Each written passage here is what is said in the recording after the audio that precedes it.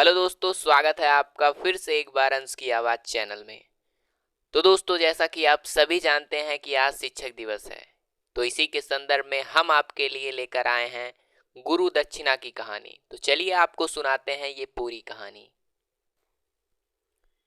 एक बार एक शिष्य ने विनम्रता पूर्वक अपने गुरुजी से पूछा, गुरुजी, कुछ लोग कहते हैं कि जीवन एक संघर्ष है, कुछ अन्य कहते हैं कि जीवन एक खेल है और कुछ जीवन को एक उत्सव की संज्ञा देते हैं। इनमें से कौन सही है? तब गुरुजी ने तत्काल बड़े ही ध्यान पूर्वक उत्तर दिया, पुत्र, जिन्हें गुरु नहीं मिला उनके लिए जीवन एक संघर्ष है।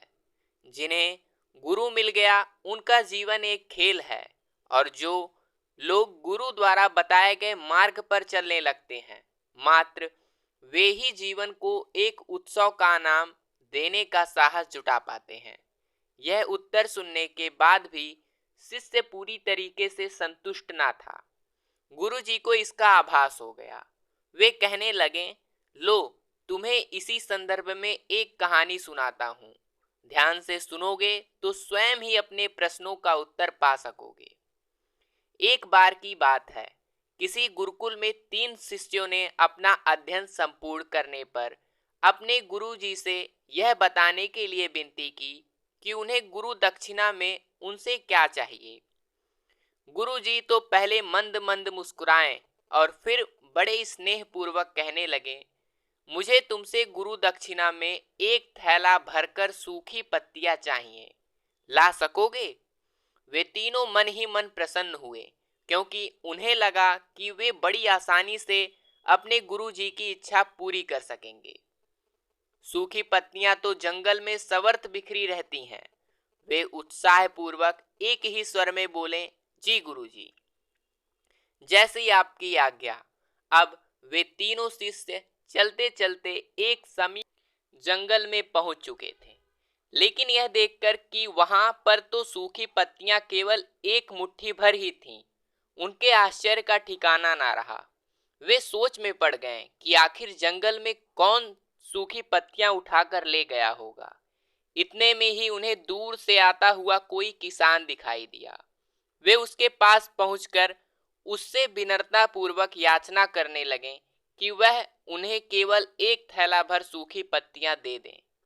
अब उस किसान ने उनसे क्षमा याचना करते हुए कहा, उन्हें यह बताया कि वह उनकी मदद नहीं कर सकता, क्योंकि उसने सूखी पत्तियों को ईंधन के रूप में पहले ही उपयोग कर लिया था।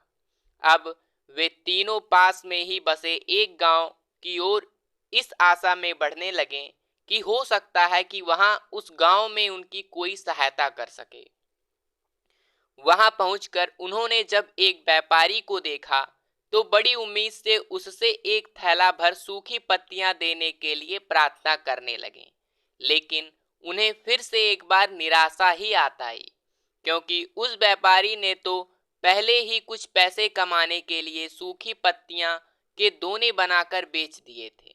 लेकिन उस व्यापारी ने उदारता दिखाते हुए उन्हें एक बूढ़ी माँ का पता बताया, जो सूखी पत्तियां एकत्रित किया करती थीं। पर भाग्य ने यहाँ पर भी उनका साथ नहीं दिया, क्योंकि वह बूढ़ी माँ तो उन पत्तियों को अलग अलग करके कई प्रकार की औषधियां बनाया करती थीं। अब निराश होकर वे तीनों खाली हाथ ही गुरुकुल लौट गए। गुरुजी ने उन्हें देखते हुए स्नेह पूर्वक पूछा, पुत्र, ले आए गुरु दक्षिणा? तीनों ने सर झुका लिया।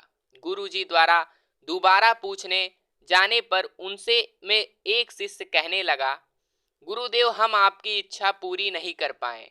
हमने सोचा था कि सूखी पत्तियां तो जंगल में सभी जगह बिखरी ही रहती होंगी, लेकिन बड़े ही आश्चर्य की बात है कि लोग उनका भी कितनी तरह से उपयोग करते हैं। गुरुजी फिर पहले ही तरह मुस्कुराए और प्रेम पूर्वक बोले, निराशा क्यों होते हो? प्रसन्न हो जाओ, और यही ज्ञान की सूखी पत्तियां भी व्यर्थ नहीं हुआ करती, बल्कि उनके भी अनेक उपयोग हुआ करते हैं। मुझे गुरु दक्षिणा के रूप में दे दो। तीनों शिष्य गुरुजी को प्रणाम करके खुशी खुशी अपने घर की ओर चले गए। वह शिष्य जो गुरुजी की कहानी एकाग्रित होकर सुन रहा था, अचानक बड़े उत्साह से बोला, गुरुजी, आप मुझे अच्छी तरह से ज्ञात हो गया कि आप क्या कहना चाहते हैं।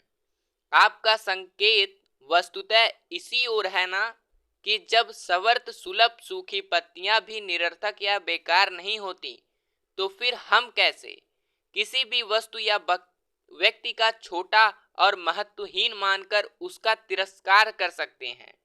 चींटी से लेकर हाथी तक और सुई से लेकर तलवार तक सभी का अपना अपना महत्व होता है। गुरुजी भी तुरंत ही बोले, पुत्र, मेरे कहने का यही तात्पर्य है कि हम जब भी किसी से मिलें तो उसे यथा योग्य मान देने का भरसक प्रयास करें, ताकि आपस में स्नेह, सद्भावना, सहानुभूति एवं सहिष्णुता का विस्तार होता रहे। हमारा जीवन संघर्ष के बजाय उत्सव बन सके। दूसरे, यदि जीवन को एक खेल ही माना जाए तो बेहतर होगा कि हम निर्विक्षेप, स्वस्थ एवं शांत प्रतियोगिता में ही भाग लें और अपने निष्पादन तथा निर्माण को ऊंचाई के शिखर पर ले जा सकें। अब शिष्य पूरी तरह संतुष्ट था। अंततः मैं यही कहना चाहता हूं कि यदि आप मन, वचन और कर्म, इन तीनों ही स्तर पर इस कहानी का मूल्यांकन करें तो भी यह कहानी खरी ही उतरेगी। सबके प्रति पूर्वाग्रह से मुक्त मन वाला व्यक्ति अपने वचनों से कभी भी किसी को आहत करने का दुस्साहस नहीं करता, और उसकी यही ऊर्जा उसके पुरुषार्थ के मार्ग की ओर समस्त बाधाओं को हर लेती है। वस्तुतः हमारे जीवन का सबसे बड़ा उत्साह पुरुषार्थ होता है, ऐसा विद्वान का मत है।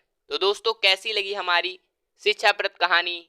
अगर आपको कहानी अच्छी लगी तो चैनल को सब्सक्राइब करके वीडियो को लाइक करना मत भूलिएगा। फिर मिलेंगे एक नई कहानी में एक नई सीख के साथ। तब तक के लिए धन्यवाद।